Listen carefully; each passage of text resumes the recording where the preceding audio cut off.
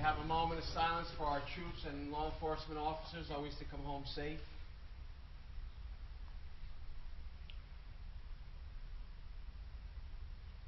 Thank you. Dennis, the pledge.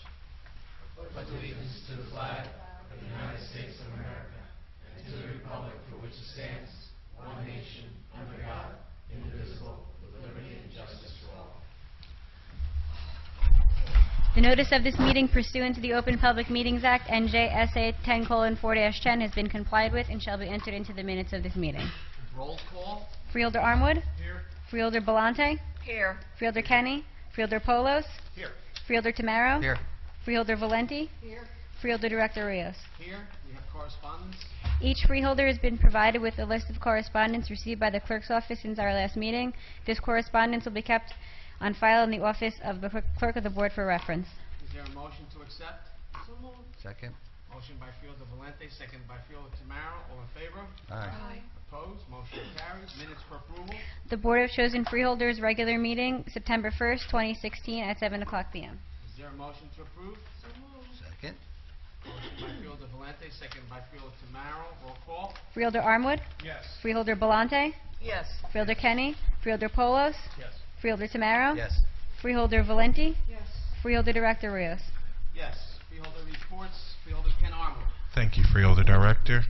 From the Office of Extension Services, if you've ever wanted to learn more about Middlesex County's 4-H program or join one of the county's many 4-H clubs, an exciting opportunity is coming up. The Middlesex County 4-H Open House will be held on Sunday, October 2nd from 1 to 4 p.m. at the 4-H Youth Center, located at 645 Cranberry Road in East Brunswick. 4-H focuses on citizenship, healthy living, science, engineering, and technology programs. From culture and heritage, historic music series in the park, September 18, 2016 at 6:30 p.m. until 8:30 p.m. at the East Jersey Old Town Village at Johnson Park, 1050 River Road in Piscataway. The Broadway Pops Big Band with Greg Gianniscoli will be playing great music from the golden age of Broadway. And that concludes my report, Freeholder Director. Thank you. Freeholder Deputy Director Belmonte. Thank you, Director. As Freeholder Liaison to the Middlesex County Open Space and Recreation Public Advisory Committee, I'm happy to bring you up to date on a few open space items. Last week, the county closed on an 18 acres of forested land in Dismal Swamp Conservation Area in the borough of South Plainfield. The property is adjacent to the former 10-acre Adams Farm site, which the county acquired in 2009. The Dismal Swamp is a significant nature area in Middlesex County that is home to a wide variety of wildlife. It provides flood protection and offers public access to green space for the residents of Middlesex County. The Freeholder Board has long supported preservation in this area, including the acquisition. The county has preserved nearly 120 acres for open space in the Dismal Swamp Conservation Area. That's my report tonight. Thank you. Freeholder Charlie Kenny. No report tonight, Director. Thank you. Freeholder H. James Polos. Thank you, Director. The Department of Health and our Hazardous Materials Response Unit is initiating, also through our Environmental Department, we're initiating a new program for High School Hazardous Waste Initiative. This is something that we've been working on for some time now. The department, the hazmat department within our county, provides on a voluntary basis inspections of our local schools, high schools and middle schools in particular, who have chemistry labs. Our technicians go in to do an evaluation of the chemistry of the chemical storage areas to determine what chemicals are safe, which ones may not be, positioning of chemicals. As we know that sometimes the location of one chemical as compared to another has to be taken into consideration to make the safest environment. Middlesex County is the only county that we know of that's actually doing this. There is no state requirement for these chemistry laboratories and chemistry storage areas to be inspected. But as is the case in many initiatives in the county, Middlesex County is at the forefront providing this service. We were also able to obtain a grant through the state, and we're unleashing this new initiative within the high schools that we will not only go in and do the inspection, but we can provide in the high schools up to $2,500 through a state grant to help them actually dispose of these hazardous substances. This is a major initiative, and it's something that's going to be very good for the schools, and we'll be out working through this over the course of the next couple of months. As part of that whole analysis, we're also looking at an evaluation of the right to know. This is a program where chemicals have to be listed and information provided to the state and to the municipality and to the county, and the county is evaluating the right to know process within the schools and trying to determine how perhaps in the future the county may be able to assist them with that type of reporting and process that they need to go through. So it's a major new initiative. As the Freeholder Director knows, he's been very helpful and supportive of trying to get this new program off the ground. I want to thank him for his support and thank the members of Hazmat and our public safety team. We had a very productive couple of meetings in the last few days to get this initiative off the ground, and we'll be announcing it with our schools. I want to thank the entire team for all their hard work and effort to get this new proactive initiative started here in Middlesex County. Thank you, Director. Thank you. Freeholder Charlie Tamaro. Okay, our September 4th annual Labor Day concert was a huge success this year. We had over 1,800 people, which was our largest attendance so far to date. The Bronx Wonders were fabulous, and I even received an email complimenting, and I'm going to read it. We want to say how much we enjoyed the Labor Day concert at Roosevelt Park this year. It's always enjoyable, but this year is especially so. The group, the Bronx Wanderers, were fantastic. The music was great. The banter on the stage between the father and son's amusing, and they really kept the audience attention. There was a huge group of people dancing in front of the stage the whole time, and they performed, and the audience didn't want them to leave. Have to say, we thought it was the best group we've seen at the Labor Day concerts. So please bring them back next year. Thank you to the Freeholders from all of us, Lois and Fred Wolke. On October 1st, 2016, 9:30 to noon, at the John A. Phillips Preserve in Old Bridge, join us to celebrate National Public Lands Day and the 10th anniversary of the Middlesex County Conservation Corps. We will spend the morning at the John A. Phillips Preserve celebrating the Corps' accomplishment and improving the trails. Registration is 9:30, the 10th anniversary ceremony at 9:45, followed by a trail work until noon. For more information, register, please visit our county website or call 732-745-3064. And of course, I just want to remind you, presently on sale for the 24th annual Indoor Children's Musical at the Stephen J. Capestrel Theater. Rapunzel will be on the stage on October 8th and 9th, 15th and 16th, and the 22nd. There's 2 shows each day at 1 and 4. And for more information, call the Plays in the Park office at 732-548-2884.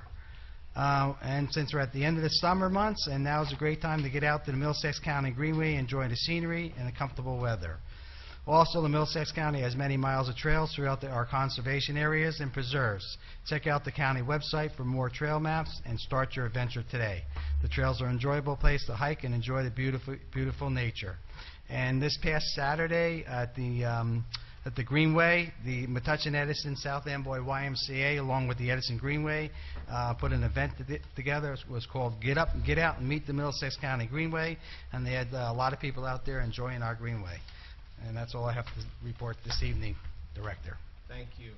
Freeholder Blanquita Valenti.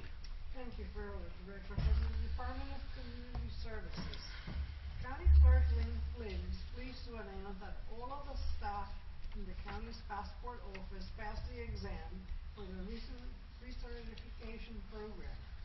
The program is sponsored by the United States Department of State and is a mandatory requirement for processing passports. Congratulations to the staff on a job well done. I also want to highlight 3 resolutions that were passed by the Board of Trustees and Freeholders at our last meeting. The resolutions authorized 3 grants from HUD, which will bring a total of $2.7 million into Middlesex County for projects benefiting low-income people, the elderly, the disabled, and the homeless. It will also allow affordable housing for our residents through acquisition, construction, rehabilitation, and a first-time home buyers program. These projects will benefit individuals, families, and communities throughout the county. And that's my report for your director. Thank you. I have a few comments to make. First of all, I'd like to announce that we are having our second annual County Volunteer Appreciation Day. It will be held at Johnson Park on September 25th from 1 to 4 p.m. and all fire, OEM, police reserves, EMS, anyone in emergency response.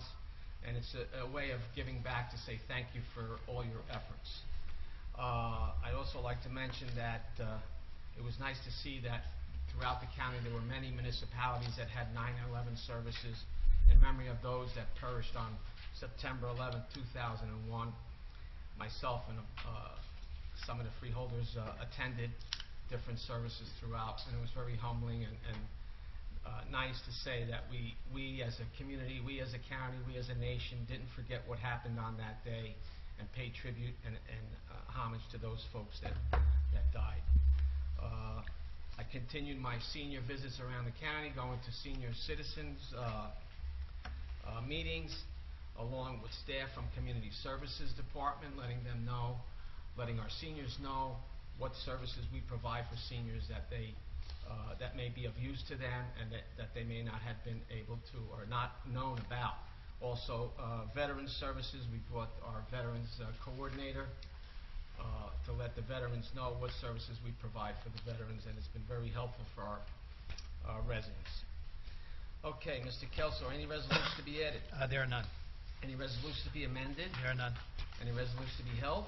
There are none. Any resolutions to be voided? There are none. This time I'd like to open the meeting to the public on any resolutions listed. State your name and address, and you have 5 minutes. Good evening, members of the board, members of the public. My name is Charles Cradaville. I'm from New Brunswick. I'm the editor of a community newspaper here called New Brunswick Today. First one I want to ask about is the Ethics Board appointment 1474. Robert Dudash, is it true? Is he a police officer? He is. He is, okay. So would he be required to recuse himself from any ethics complaints against the Middlesex County prosecutor, Mr. Carey? Unless that issue would come before the board, that would have to be on a case-by-case basis. As a general proposition, I would say no, that wouldn't be the case. So if someone files an ethics complaint against the Middlesex County prosecutor, Mr. Dudash would be able to hear the complaint as a... On its face, with the question you're asking, without having more specifics, there would not be a blanket inability for him to serve. But on a case-by-case basis, it would depend on what the allegation is. Okay, how about in the case of the prosecutor's failure to properly report his wife's Charlie, employment? I'm not going to speculate on that. If there's a complaint I mean, that's that a alleges specific something like that, thing. you're asking me a hypothetical, and I don't think a specific answer to a hypothetical is appropriate off the top of my head now. Okay. I just think people should be aware that there's an opportunity for anyone who wants to file an ethics complaint against the Middlesex County prosecutor because he has violated the law by not properly disclosing all of his sources of his and his spouse's income. And that matter may very well come before the ethics board where you are appointing a police officer to serve, sir. About Mr. Sir, Dudash, if he sir, is I believe I have the floor. If Now, my I believe if my that time I is run the meeting here, and I'm okay, then answering can your you question. pause Your my questions time? I will only be have a limited related amount of to time. the I'd rather you resolution not as interrupt me appointed. during my time, sir. Next item I'd like to ask about involves the county prosecutor as well. It's number 1534, purchase of various tactical and safety equipment. Now, the members of the public who are here tonight don't have a copy of this actual resolution. This is rather vague. Can you tell us what types of various tactical and safety equipment is being purchased by the county prosecutor's office? Are any of these things that could be weaponized? Are they buying weapons, or are these purely things to protect them? Tom, would you have an answer for that? I don't have the specifics on it. Ann?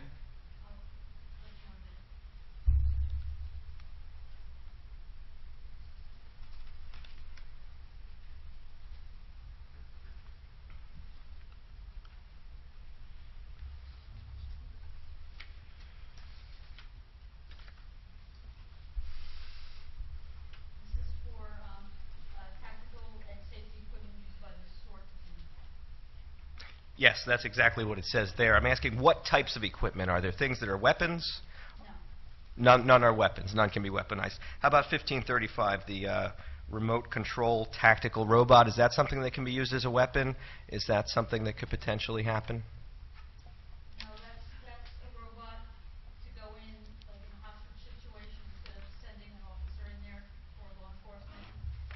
Of course. So the Middlesex County prosecutor would never attach a explosive or anything like that to the robot. I don't believe so. I mean, we could find that out afterwards. I could probably get you that answer. I'm sorry? It's not the intent of the purchase. Okay. My only issue is it should be clarified before you authorize the purchase. If you're not sure if this robot's going to be used as a weapon, perhaps you should know before you take the vote, because I don't know that, you might not agree with it being used as a weapon. I think it should be clarified what weapons our prosecutor's office has. I believe that is the extent of the questions I have to ask. I just want to make a suggestion. There's a number of things, like, for instance, I'm going to have to talk about later with the warden at the jail. This body would be better served if you would provide copies of the actual resolutions like they do across the street at City Hall. This is about this portion is about the resolutions listed. Do you have Exactly. any I'm saying it's very hard. Specific resolution. Okay, I do actually have a lot, but rather than take up your time, I'm just saying you could solve these problems if you provide copies of the resolutions to the public. Like, for instance, all the first 3 items under Office of Information Technology are all for the jail. So I'd like to know what changes are going to happen in the jail as far as inmates are concerned with these, I guess, surveillance cameras is what the first one is. It's very vague. You only put the title here, and the public really deserves to know the substance of the ordinance, is my point. So I think at the next meeting you should please consider having another packet that has the resolutions for anyone who wants to review them. That's time. Thank you. Anyone else in the public that has any questions listed on the agenda and any of the resolutions? Move to close the public portion. Second. Motion to close by Fielder Tamaro, seconded by Fielder Valente. All in favor? Aye. Aye. Opposed? Motion carries. Okay, Mr. Kelso. First, I don't believe there's anyone that wishes to exclude a resolution. Anybody else? Okay. Fielder directed, then a motion would be in order to adopt the consent agenda consisting of resolution number 16-1474 through resolution 16-1541. Is there a motion? Motion. Second. Motion by Fielder Valente, seconded by Fielder Tamaro. Roll call. Freeholder Armwood? Yes. Freeholder Belmonte? Yes. Freeholder Kenny? Freeholder Polos? Yes. Freeholder Tamaro? Yes. Freeholder Valenti? Yes. Freeholder Director Rios? Yes.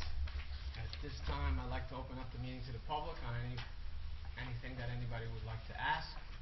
State your name for the record and address, and you have 5 minutes. Good evening once again, Mr. Freeholder Director, Charles Cradaville. I want to follow up on my previous request. I noticed that several of the freeholders are parked in City Hall across from us tonight. Is that going to be open to the public that wants to attend your meetings? Can members of the public park at City Hall, New Brunswick yet, or is that something that's still in the works? I had a conversation with the mayor, and he said that they would waive the parking fee for anyone attending a freeholder meeting that would want to park there.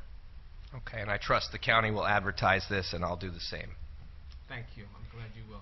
Thank you. So the next thing I wanted to ask about was the unfortunate situation at Rutgers, where they lost power for quite a bit of time and had to evacuate one of the campuses, really 2 of the campuses. I know that some of the freeholders have expressed concerns about the infrastructure in our county, the electricity infrastructure, things like that. Could I hear from maybe Freeholder Polos, who I know specifically has had concerns about this, about what the county is doing to make sure that these things are limited or mitigated, and what types, and also I'd like to hear about the emergency management perspective and how the county is involved or not involved in dealing with